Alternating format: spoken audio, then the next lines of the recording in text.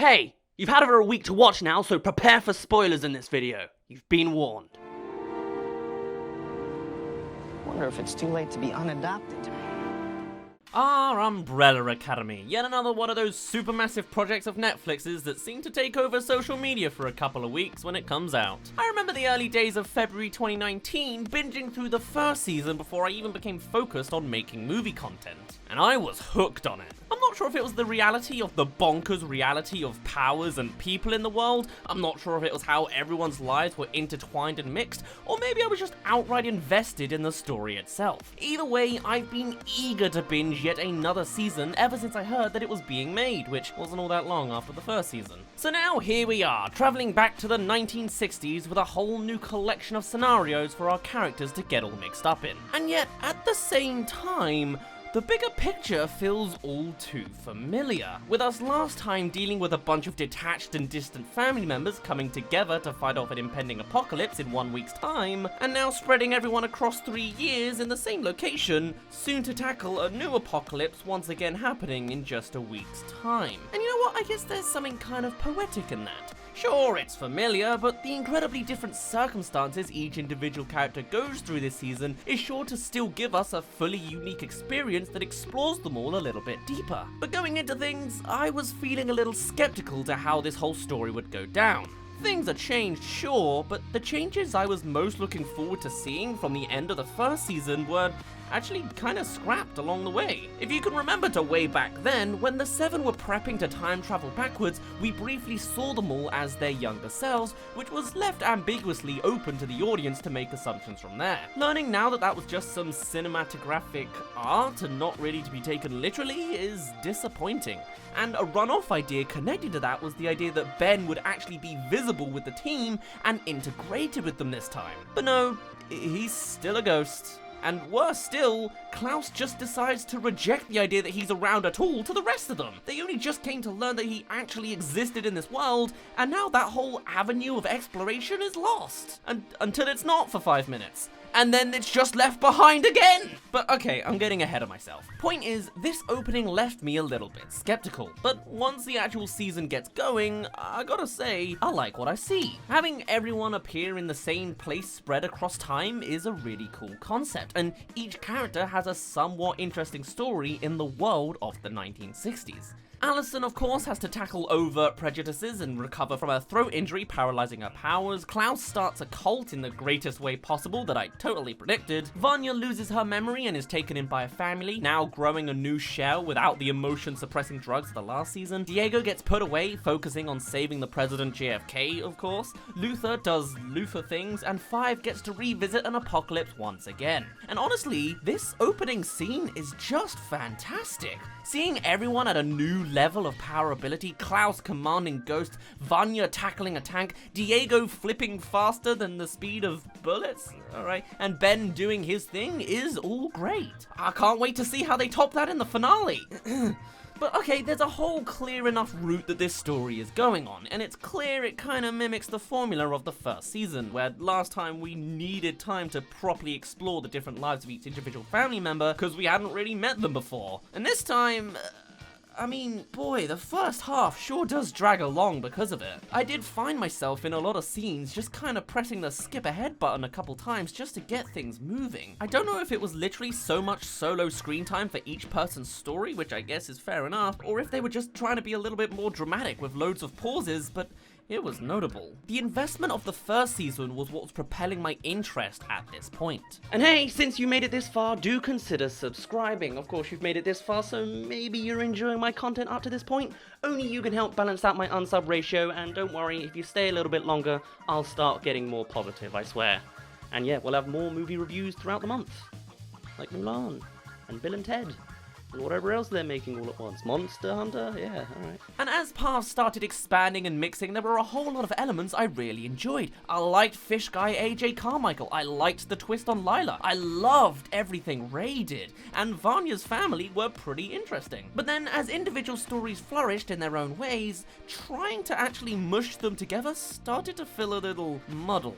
Luther throwing his fight because he's sad and subsequently being dropped by gangster Jack Ruby felt a little weak, but him being evicted for making bad blood with Jack Ruby and the landlord being afraid seemed a little more logical. And just like that though, his personal story was already stopped. Diego escaping with Lila to the family seemed natural enough. Allison juggling the civil rights movement and her family is cool, though the delays in actually trying to explain herself felt like some convenient padding, and boy was it frustrating for her to not actually help herself. Vanya getting angry that a wife slept with their husband seemed kind of forced, especially before his toxic tendencies arrived. Klaus just kind of floating around and stalking Dave at least seemed on brand, as much as I disagreed with all of his choices like Ben. But then also on the Ben side of things, that felt very held back to what it could have been. Plus, wasn't there a whole thing about Klaus being less connected to ghosts when drunk? So when he finally let go again, something more really should have happened to Ben, right? Whatever. Number 5 was by far my favorite, probably because I'm a big fan of the actual sci-fi elements of it all, though as great as 90% of his segments were, I felt a little disappointed by how quickly he sniffed out Lila, and even then it was only after we learned of her betrayal ourselves.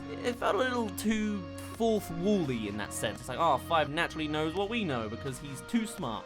Also, old 5 didn't really feel like 5, but the concept was great at least. And then Vanya driving back and forth looking for her past seemed alright. But okay, with the family together, the actual meat of the story finally started going. Cool. We've got the prevalence of Reginald Hargreave, which was fascinating to see unfold as the team try to track him down and eventually discuss everything with this youthed up version of him. And actually, I really enjoyed the whole demeanor of Hargreaves, and seeing him actually get to speak to R5 was a wonderful scene. It was also pretty cool how Diego's childhood stutter came back, and seeing the origin of several other familial elements was nice to explore too. And while the meeting doesn't solve their overall problem, it does establish the guide for 5 to time travel in seconds to train himself. But then juggling that point, 5 then goes on to establish a deal with the handler to fast track his qualms by killing the commission's board of directors to promote the handler, and this whole sequence I just loved. Do you like jazz, Bud?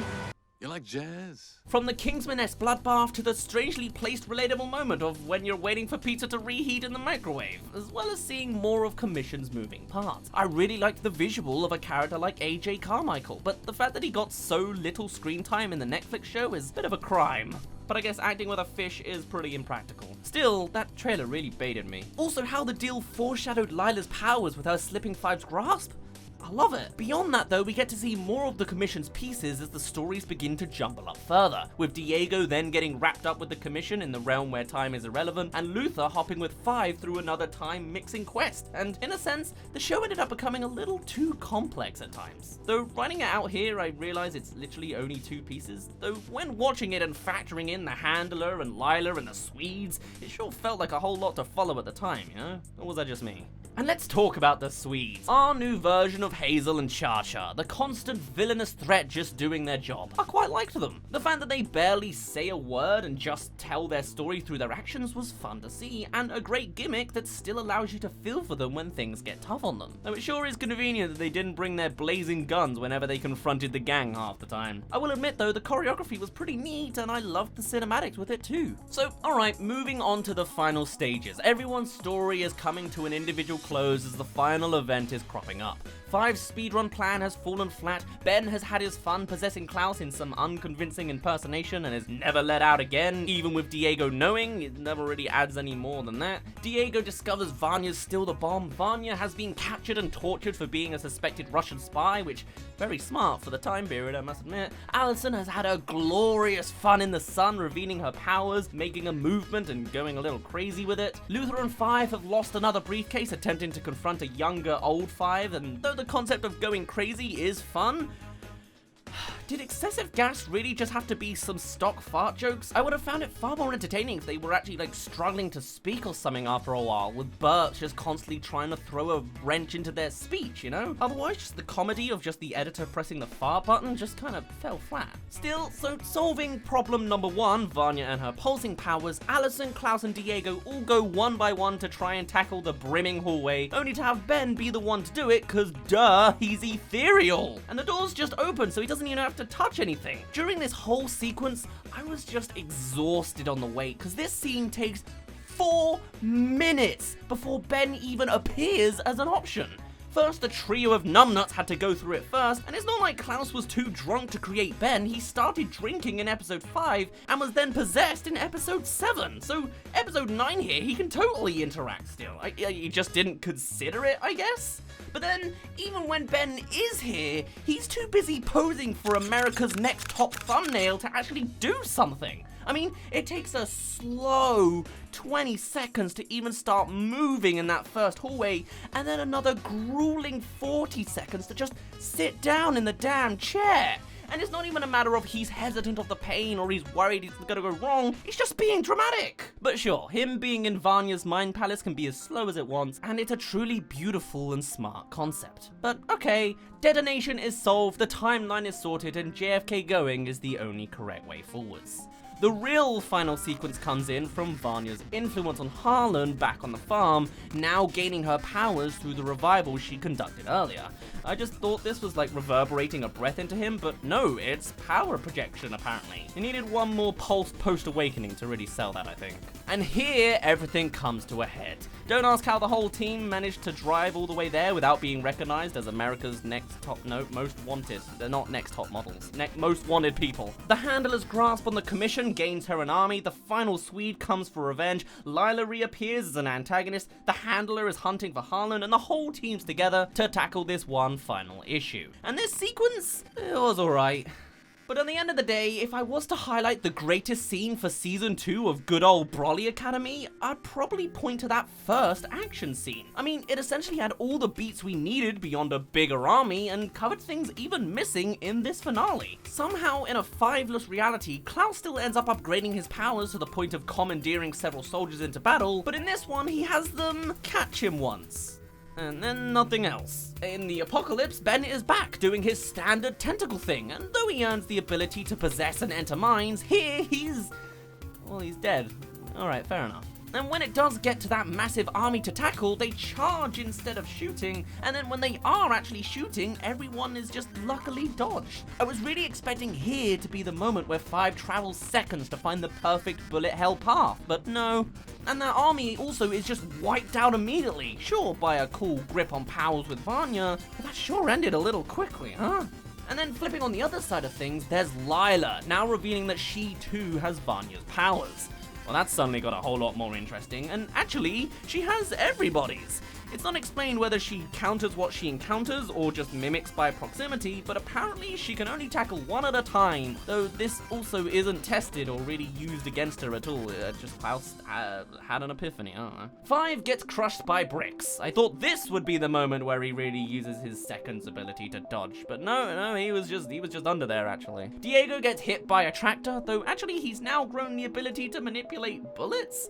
I mean, it makes more sense than flipping faster than the speed of bullets, at least, I guess. I was lucky to be attempted, though I guess that's kind of a running theme with these kind of things. And Allison highlights more of what Lila can do. Finally, the day is saved by words to Lila, and as everyone is shot down, now 5 uses his second's ability. Luckily, after being the only one to survive being shot up. Literally reversing through time rather than hopping through it, which is cool, very Life is Strange, and I guess kind of explains why there isn't a second 5 when he does it. And with the Handler defeated, seemingly after doing nothing with Harlan really, unless this idea is that she did, but I don't really, whatever. Even the final Swede decides enough is enough. An understandable wrap-up for the trauma he's had to go through, and I kind of really like that ending. And with a selection of briefcases to choose from, a disaster is avoided, and now on good terms with the Commission over a resistance on their end, our happy ending can be finally reached with the family saying their goodbyes, undoubtedly leaving a mark on this timeline with all the changes that have been made. And though this ending does have me excited, I gotta say, it was still probably the most expected ending there could be, you know? Like, it's literally time-traveling plot point 101.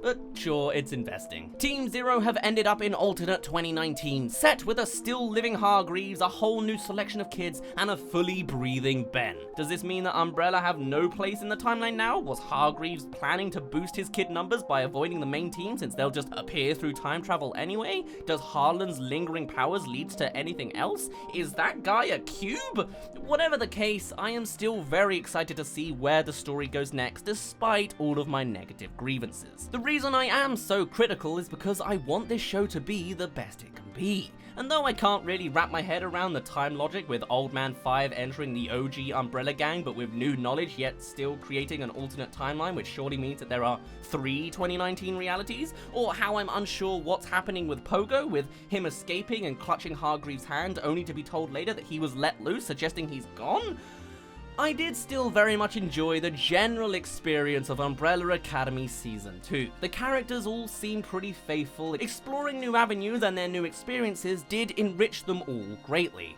But you can definitely feel the formula trying to rekindle the first season's success. They tried to redo the dance sequence with only half the cast and it felt a whole lot impactful from story to presentation. There was a lot of leaning on pop songs to keep audiences' attention. There were a lot of really dodgy green screening spots in a lot of places, but at the same time, there was also a lot of foreshadowing everywhere. Only watching again do you see all the Sparrow imagery, and I loved all the 60s connections from the first season too. Or how Harlan 2 predicts the future in one of his drawings. I'm loving the slow mystery of Hargreaves' singular alien scenes per season so far, and how characters accept their goodbyes instead of the Allison Harry Potter route that I was honestly expecting. But on the flip side, other things were very predictable. Lila hiring Diego as her underling, because he's like the only one she's ever interacted with, was, yeah, really obvious. And really, Lila should have been sniffed out by her comment on her mum. First saying that they were shot dead, and then later describing how the handler raised her.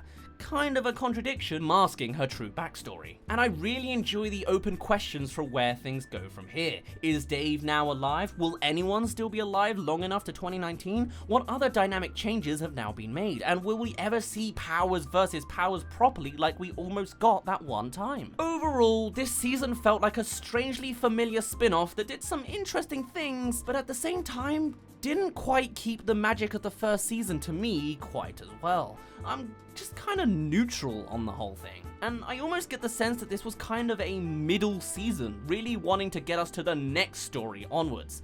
Or maybe I'm just getting too familiar with the world that I'm not really surprised by everything I see anymore. You know, I've seen the Monkey Butler, I can't really get anything else hyping me. I don't know. Either way, I really enjoyed my time with Umbrella Academy Season 2, and my complaints come with love. I'll be here again soon enough, eagerly awaiting what's next in Season 3. Unlike this one shot of 5 here. But for now, my name's been Dazz, you didn't really care, and I'll see you in a bit. I sure made it seem like I hated Umbrella Academy, huh? I swear I do love it, it's just, you know, it's got some minor inconveniences I wish they could have ironed out, I guess. But, you know, thanks for making it all the way to the end, I do honestly really appreciate it. Now for the 18-month wait for the next one.